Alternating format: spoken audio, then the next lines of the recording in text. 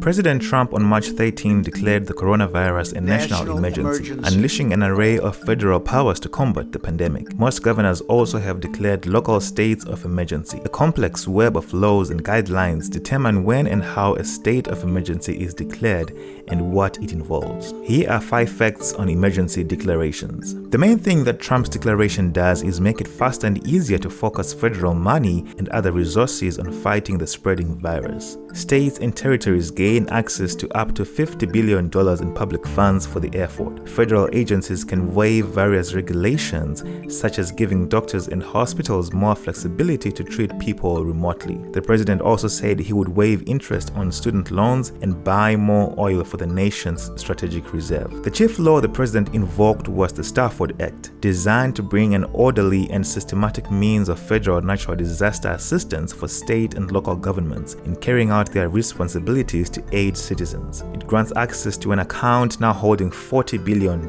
which can be used to buy things such as medical supplies. The administration also invoked Section 1135 of the Social Security Act. Among other things, it permits waiving requirements in Medicare, Medicaid, and the Children's Health Insurance Program. This includes waiving payment limitations on using out-of-network providers. The Brennan Center cites roughly 125 statutory powers that may become available to a president who declares a national emergency. On January 31, Secretary Alex Azar announced that the coronavirus emergency existed under the Public Health Services Act. His declaration made it easier for state and local health departments to temporarily reassign personnel whose salaries are federally funded. As of March 13, nearly 40 governors have used other laws to declare civil and/or public health emergencies in their states. A civil preparedness emergency empowers a governor to restrict travel, close public schools and buildings, and more. A public health emergency gives the state power over quarantine, among other things. Some governors have activated National Guard units to help in the effort.